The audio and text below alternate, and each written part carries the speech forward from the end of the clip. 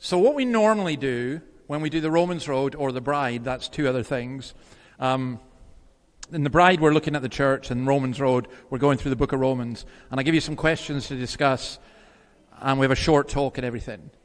But I'm not going to do that this time. What I decided to do, because Harry O here has... we were talking about some of the questions that people ask. And so what I want to do... Oh, by the way, I should say, have you noticed that we've got air conditioning? So it's nice and cool. Yeah. So...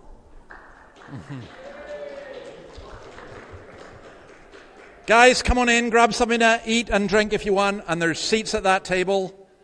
That table there, yeah, they look kind of lonely. You've got some friends. Okay. Will they all fit in? Yeah, okay. So, by the way, my name is David. We're going to look at questions that really matter. And what I want to begin with, there's 4 questions there, and I realized it was hugely ambitious to get through them all. These are the 4 main questions that I've come across in doing 40 years of discussing with non-Christians what I would call, what are the stumbling blocks to them even considering Christianity. And it's also, to be honest, it's a problem for quite a lot of Christians as well. And so the 4 are Scripture and science and suffering and sex. Okay? We'll see how we go. It may be that we get through this very, very quickly, but it doesn't matter. I want us to have a proper discussion, a proper think about what these mean. We are going to finish at 6 o'clock, whatever, because some of us turn into pumpkins at 6. We have to be home as quickly. No, but we might do the other 2. I'm going to try and do 2 today, and we might, if we only do 2, we'll do the other 2 next week. So, the first one, the first stumbling block is God and science, and the objection basically goes like this. So if you don't understand this argument, this is what I call a fundamentalist atheist argument. This is something that gets posted on Reddit and X, and see how cool I am. I know about Reddit now, just because I've been on it now. But it gets posted on Reddit and X and everything else, and it goes like this. It says that there's a God of the gaps argument. When we don't understand something, we say God did it. And when we understand something through science, then the need for God shrinks more and more. And the more scientific we're becoming, the less we need God. So they say we believe in a God of the gaps. Now, I'll just say personally for me, I've always found that a really strange argument, even when I was trying to be an atheist, because it's how will I put it? I've always thought that science and Christianity were not opposed. Now, you might have a different point of view. So what I'm going to do is I'm going to play you a clip from John Lennox, I hope. The evidence is clear. God is good. Check this out. The rise of modern science was due to the medieval insistence on the rationality of God. And then later, reading C.S. Lewis, he said men became scientific because they expected law in nature, because they believed in a lawgiver. So in one sense, I'm delighted to be both a scientist and a believer in God, because arguably it was the Christian cradle that gave birth to my subject. And I noticed, of course, subsequently, many people who weren't necessarily Christian, like Melvin Calvin, who won the Nobel Prize for chemistry, and he said, as I look back to ask where this belief in order came from, that's fundamental to all science. In fact, it's the fundamental faith of scientists. We can't do science unless we look for order in nature. He says that it came from an idea first mooted by the ancient Hebrews and then communicated later in the Judeo-Christian tradition. With that. Okay, so the question is, do we need God if we have science? Now what I want, and this is to be completely open, at your tables just now, I want each of you, feel free, you don't have to speak, but feel free to say what your understanding of science is and whether you think there's a contradiction between God and science, or even the Bible and science. And if you want to go even further, you can say what you think that contradiction is. And you can look. I want the tables to reflect the diversity of views on each table, and then what we'll do is don't try and, what I'm saying is, don't try and argue about it all just now. Leave that until you've all produced what you're doing, and then I'll give you 10 minutes for that, and then I will come and give you the correct answer, and any of you who contradicts me will automatically be burned at the stake for being unscientific and unbiblical. Right. Okay, on you go. That's your first task. So folks, I want to give you a couple of minutes to come up with one question per table, and it will only be one on this subject. One question, please. Okay, Noah, you guys grab a seat. Right, let's go with this table first. Maddie, you going to go for it? Yep. As a new believer, I'm the only person at the table that had a question. Yeah. The rest know it all. No. Yeah. I would expect that.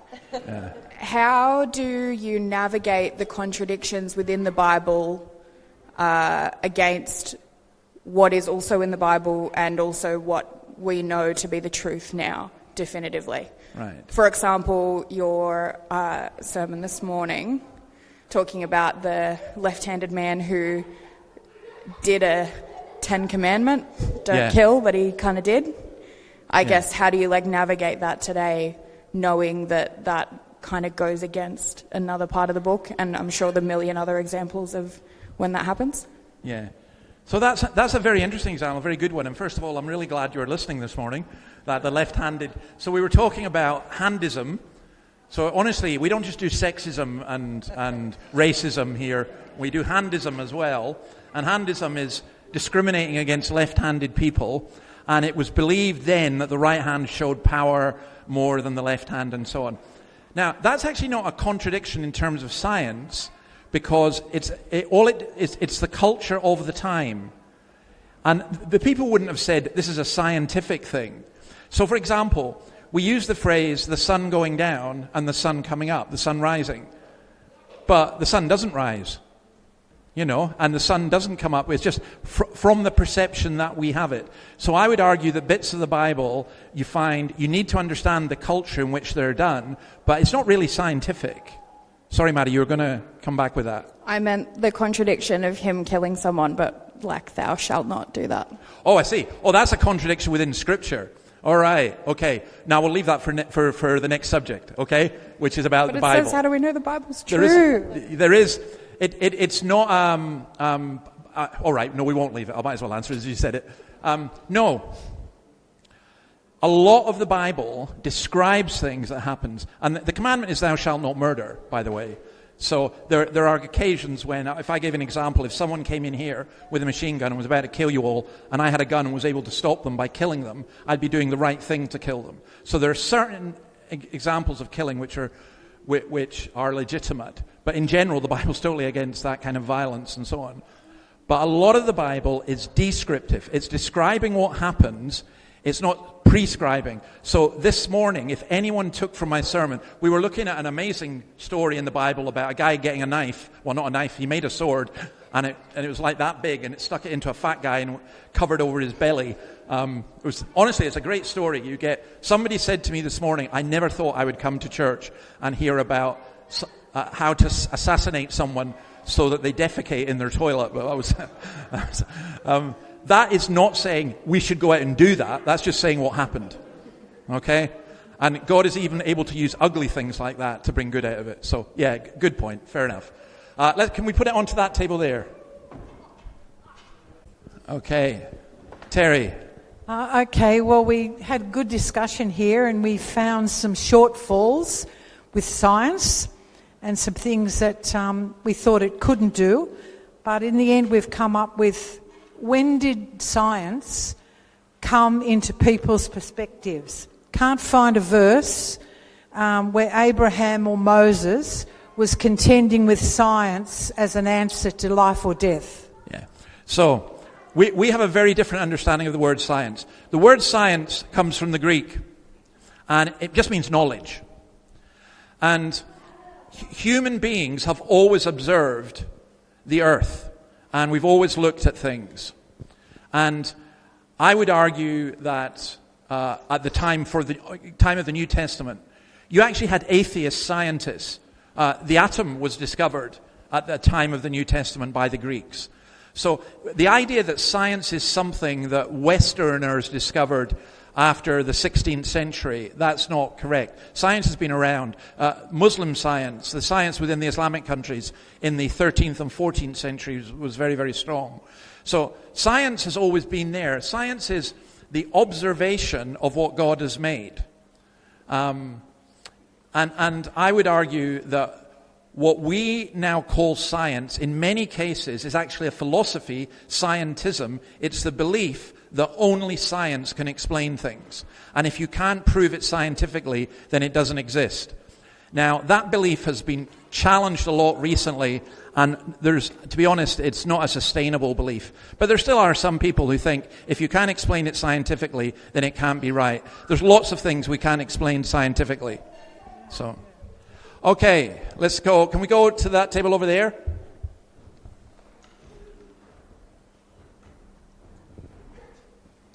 Yep, so we had a good discussion, I think. One of the main questions that kind of came up was, with the idea of the scientific method today, how do you explain miracles in that context? Like, what's a good way?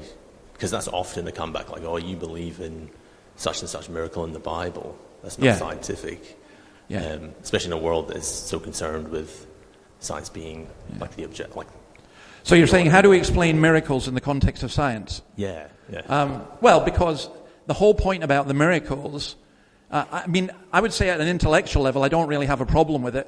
The whole point about the miracles is they operate supernature, so supernaturally. There's natural. So right now, for example, I have really sore back, and behind me there's some medicine from the chemist that I'm going to use. Now, that's nature. When I went across to our friends in the Pentecostal church across the road, when I told them I had a sore back, they wanted to come and lay hands on me, and so I let them, and they prayed for me. I said to them, it might not work, it might work, but there can be supernatural healing as well as natural. I don't think the two are opposed to one another. I think the norm is what I would call natural. I think we thank God every day for the food that we get, but it's still produced by farmers and everything.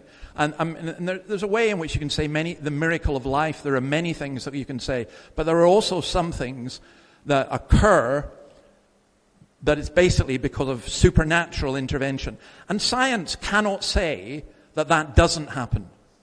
All that science can say is we think that's unlikely, or we've not experienced it. There are lots of us who would say we haven't experienced it directly. And then there are other people who claim to experience it every day. And to be honest, I don't believe them, but, you can't really convince them otherwise. So I think your question is a good one, except that science doesn't exclude miracles.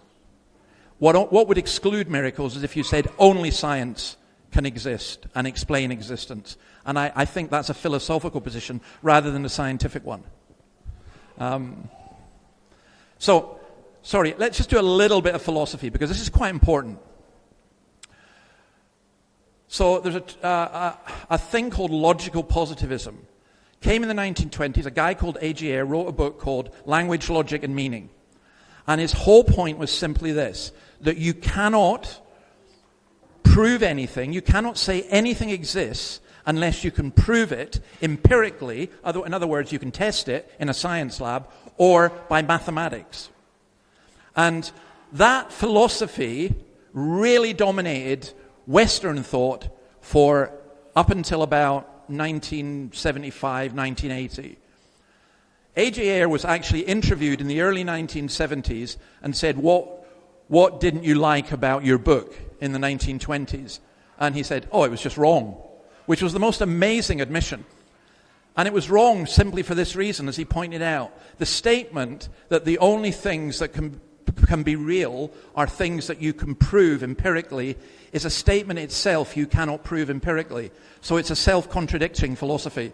Now, sorry for the heavy philosophy, but that's a really important thing to grasp. We're not telling people to be gullible. We're not dissing science. The only thing we are saying is science itself cannot explain lots of things. And that's not because of ignorance with us, but it just simply can't. So, John Lennox, who you saw there, gives a great example of you put a kettle on to make a cup of tea. The water boils. You can explain about how water boils. You can explain about how electricity works. You can explain about how infusing a tea bag works. What you cannot explain is why you put the kettle on. Well, you put it on because you wanted to make a cup of tea for your granny who you love. So the science is very much, I know it's a cliche and it's not strictly true, but it's a good general guideline. Science is very much about the what. And what I would say philosophy and religion is very much about the why. And I would say that's true of the Bible as well, by the way. So, right, let's come into the middle table.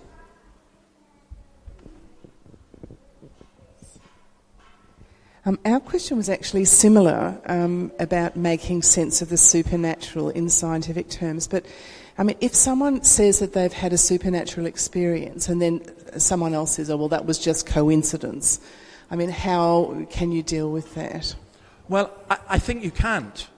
And the reason you can't deal with it is you cannot know whether that is true or not. They've had the experience, you haven't. So my view tends to be, no, I don't make a judgment on that. But look, sometimes I get up. Right, no, here's a good example. So, Steve, you'll appreciate this. I support a football team called Dundee. They are on a terrible run of results at the moment. I woke up this morning and discovered they had won 3-1. And then, much to my astonishment, I got a text saying, you need to look at this article. And it was an article with the manager saying, we won because I had a dream in the middle of the night and I was told to change my team. And he changed his team, and the person who scored the winning goal was the person he changed and brought into the team. So, now, does that mean that God supports Dundee? Or was it the devil? Or is this guy just had a weird dream? You can't really say. We can't really know. And in the same way, we had a gentleman here last Sunday who was telling me. Now, I did say to him it was rubbish, that he was possessed by the devil and he was Lucifer and da-da-da-da-da. And I just told him, no, you're not mentally well and various other things. So he then acted as though he was possessed by the... No.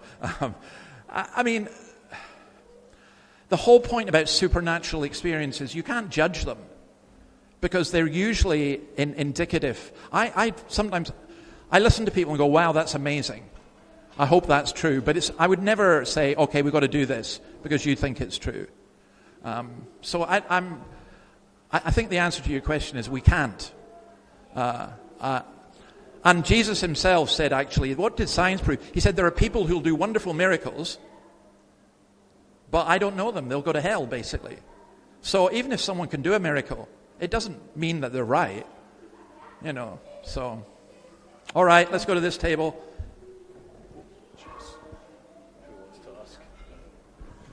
Right. Does the Bible teach a young earth? Does the Bible teach a young earth? Okay, so as I explained to this table, there are three different Christian views here. There's what's called young earth creationism, which is the view that God created the earth 6,000 or perhaps 30,000 years ago. And from that, and created human beings especially. Now, when given evidence that the earth is older, they say, well, there's a neat way out of that. They say God created it old. Which is logically possible, but I find morally quite difficult, because is it God trying to trick us? There's old earth creationism, which is the view that the earth is billions of years old, but at some point God specifically created human beings. Okay? And I think that probably fits better with the Genesis account. And then there's theistic evolution, which is the belief that God created the earth, but he also created evolution as a means for human beings eventually to come. And at some point, the human beings received, God breathed his spirit into them. I think that's quite difficult to defend biblically. But there are people who do it, and they're not Christians because that's what they think. So there's three positions. Personally, when I read the Bible, it says nothing about the age of the earth. So it doesn't teach young earth or old earth or anything, because they're just questions that the Bible doesn't answer. Like the Bible doesn't tell us what the boiling temperature of water is. Doesn't mean that the Bible's wrong, It's not a scientific textbook, so. No, it doesn't. It doesn't. I don't think it teaches. If someone said to me, you have to believe young earth to believe the Bible, I would say, no, I'm sorry, you're wrong. You can take that as a particular interpretation. But one of the things you do if you do that, if you say you've got to believe that, then there are people who will be absolutely convinced scientifically that that's nonsense. And so they'll say, well, we'll just dismiss the whole Bible. And I think that's a big mistake. We should never make the Bible say what it doesn't say. That may be the best interpretation you have. But anyway.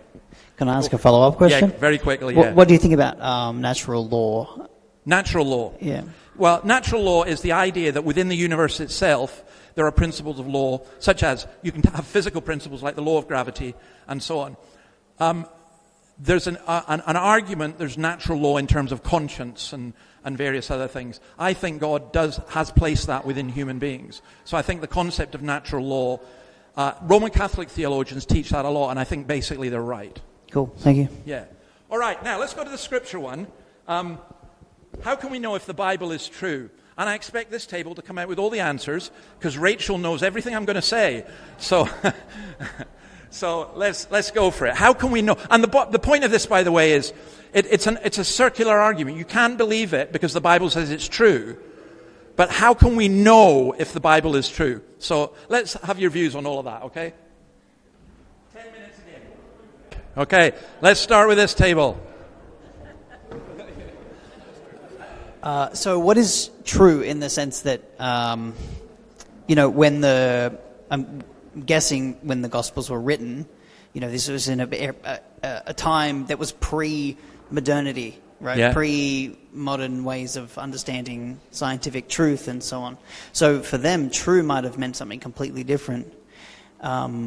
It could have been more in a narrative sense that it was true, or in a literal sense that it was true. So, what do you think? So what is true? Well, it's very interesting you say that, because we are now in a postmodern era, and probably postmodern, and truth is whatever you want it to be.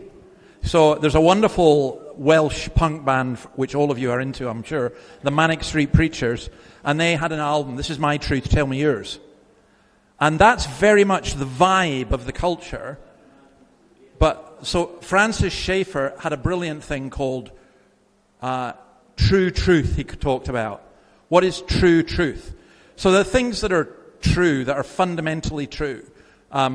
Gravity, that's true. If you throw something on the air, if I want to go to Sydney and ask you directions, there's a true way to go. Maybe several true ways in that instance, but basically not every way I'm told will get me to Sydney. So there are things that are true, and there are things that are objectively true. So actually, in the first century culture, they pretty well had the same arguments that we do. What's true, what's not true, how do we know what truth is? Pilate said about Jesus, what is truth? And that was his way of copping out. And I think that's the way a lot of people have of copping out. I think you can look at the Bible, and you can discern what is objectively true. And you also, but in order to do that as well, you also need to discern the genre of the book. Like when Jesus says, I am a door, he doesn't mean that he's made of wood and has a handle, right? So there are ways of speaking. And that's why I said we need to be really careful about what we say about the Bible, because I don't think the Bible does say how old the earth is, but it does say that God created the earth. And I would argue that that's demonstrably true. Okay, let's pass it back to this table here. With dread.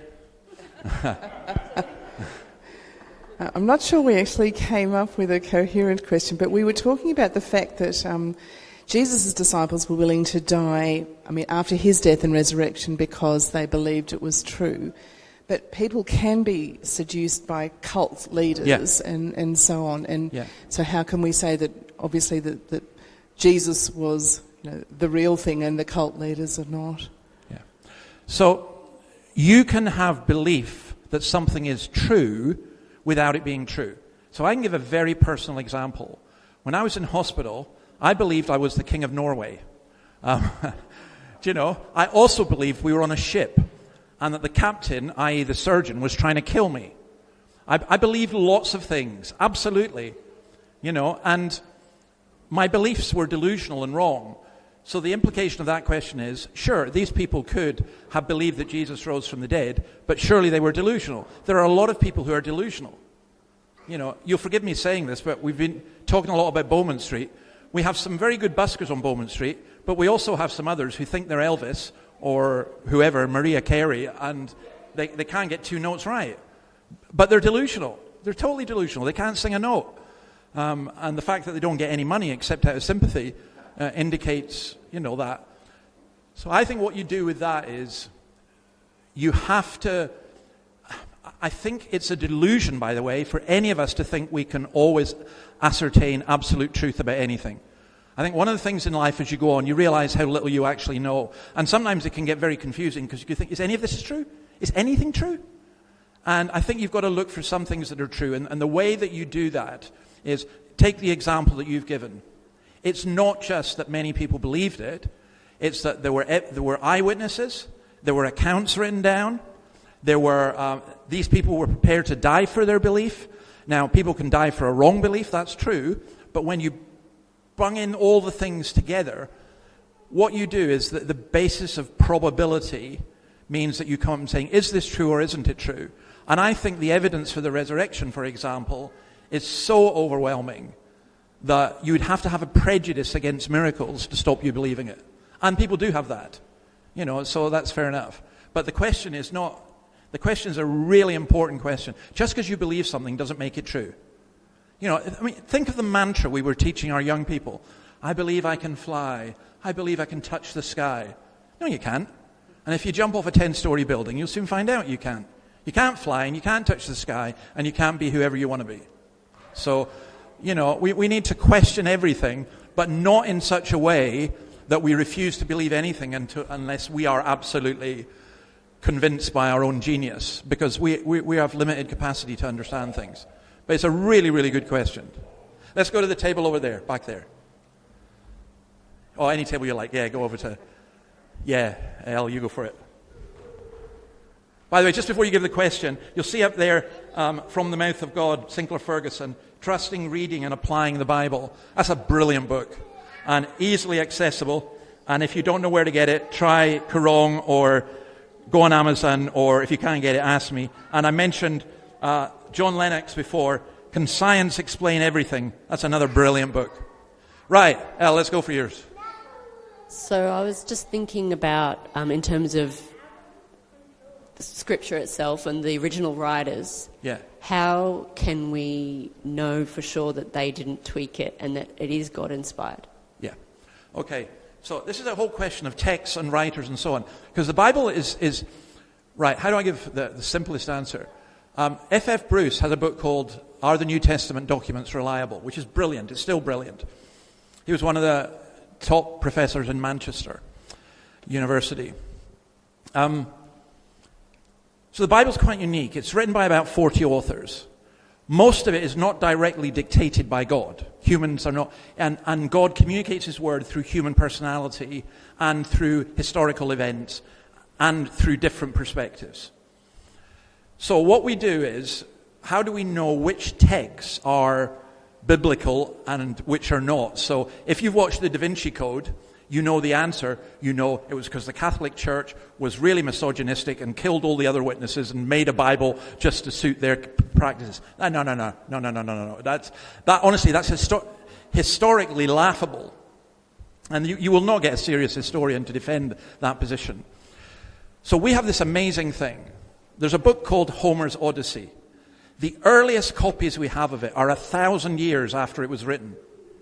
Virtually nobody doubts that that is Homer's Odyssey. The New Testament documents, we have 30,000 fragments or full manuscripts of the New Testament within 300 years of them being written. You get them in Egypt, you get them in Syria, you get them in Rome, you get them in Greece, you get them in Libya. And although there are variations in some of the manuscripts, in reality it is absolutely astounding how close they are and how they work. So what we do is we have textual evidence, we have the evidence. So we know that Jesus accepted the Old Testament in Hebrew as it was, which is the Old Testament that we have. And we know that the Gospels were written by the apostles. Paul was an apostle. He wrote letters as well. And so we don't accept anything that was not from the apostles. We believe that the apostles were there to... God said, Jesus said to them, I will remind you of everything I've said to you. I think the reliability of the scriptures in terms of manuscript evidence and the transmission of it is really high. Now, to come back to this table, that doesn't necessarily mean they're true. Everyone could have got it wrong. But it's a very strong evidence that my speciality is history.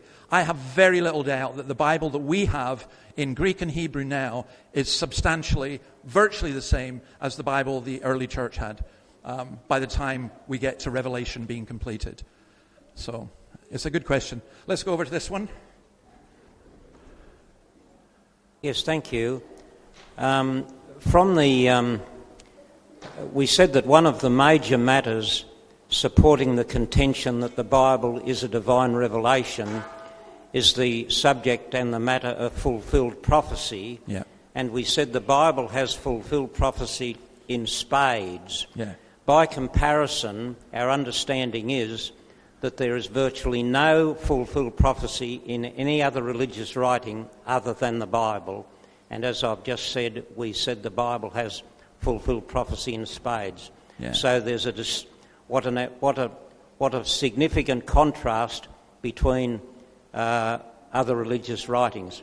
However, relating to the question, we then moved to the discussion of contradictions in the Bible, and our limited understanding was that scholarship in that regard has satisfied and correctly answered the vast majority of the contradictions or apparent contradictions, but it may be that there are still a very small number of contradictions that scholarship has not fully resolved. That's the question. Okay.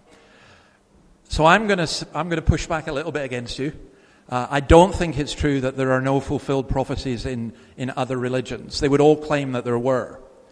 And listen, you will get someone who reads horoscopes or writes horoscopes telling you, I told you that was going to happen.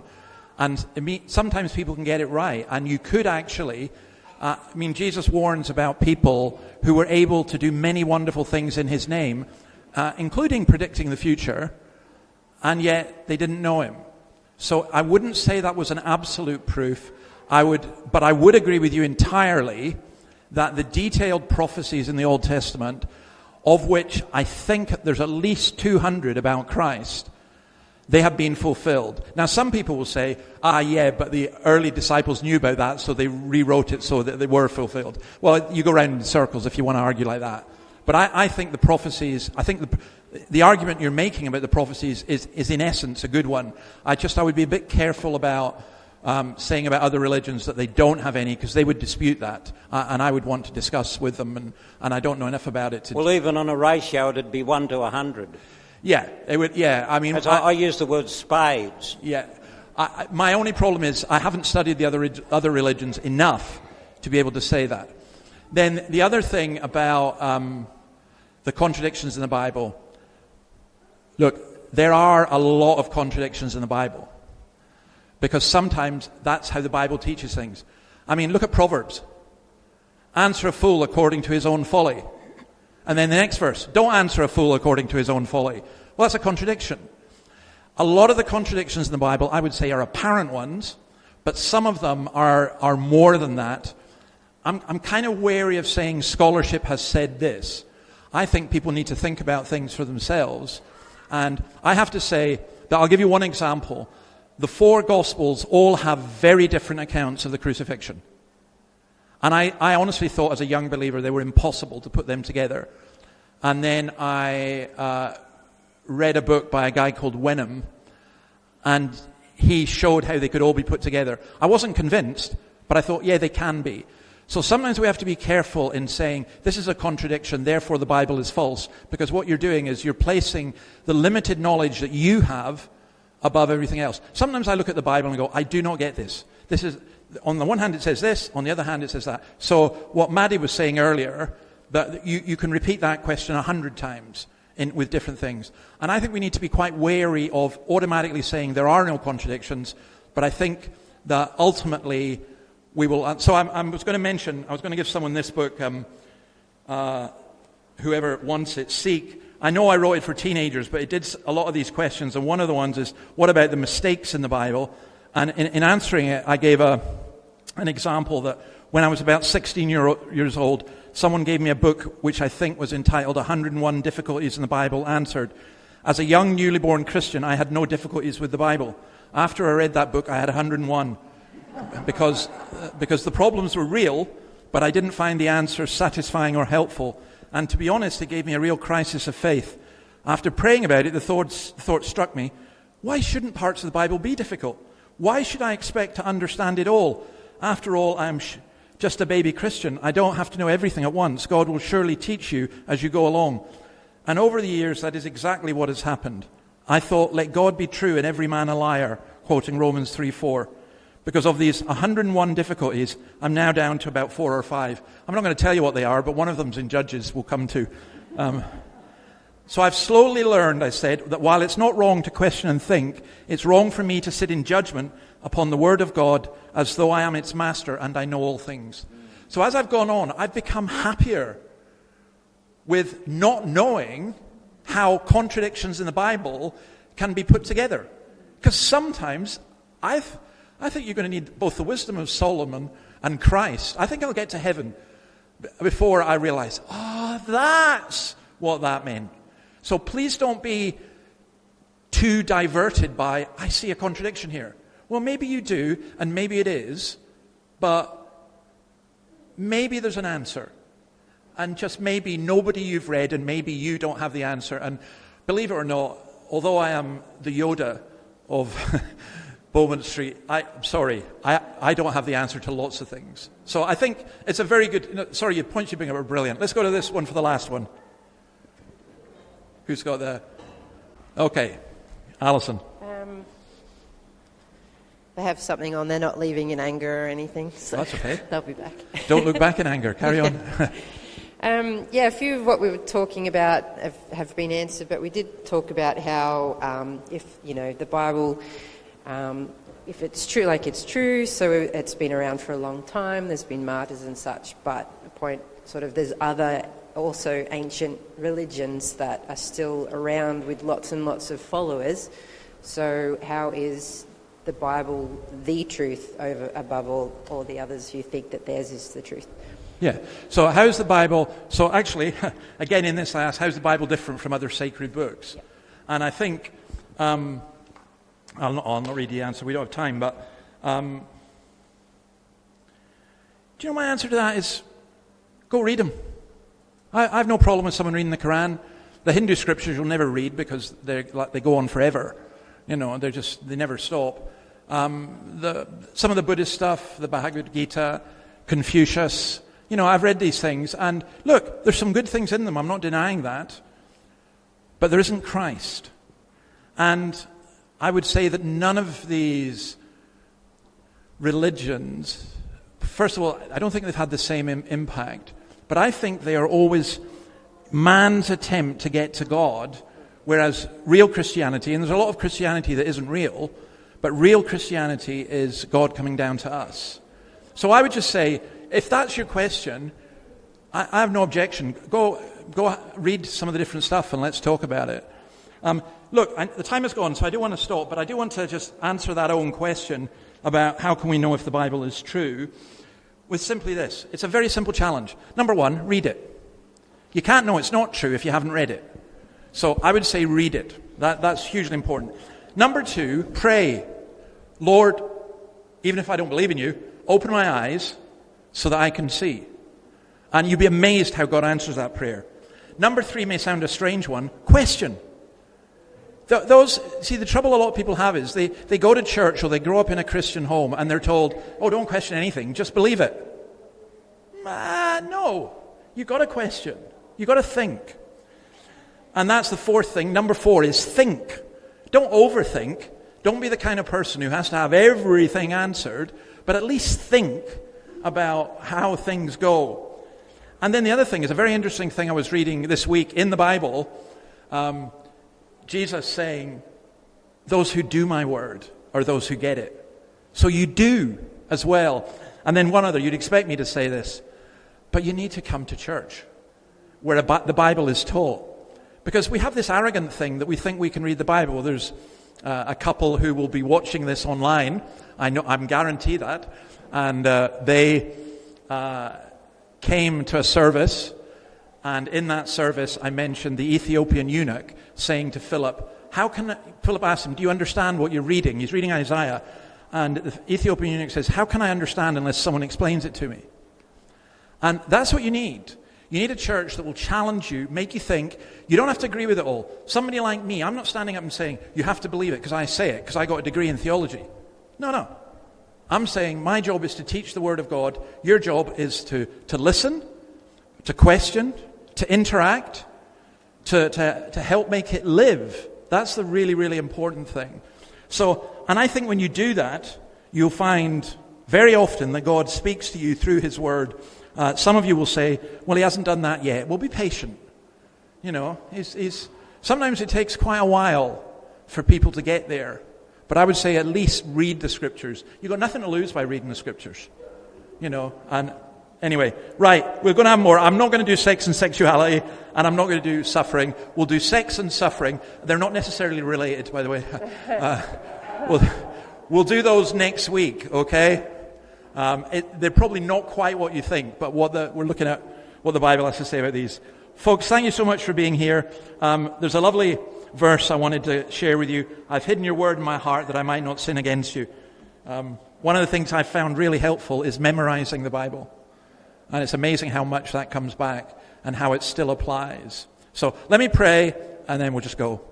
Lord, thank you for your word. Thank you that you created the world, and you gave us science. And thank you for the wonderful things that can be done through human understanding, us being creative in the image of our Creator.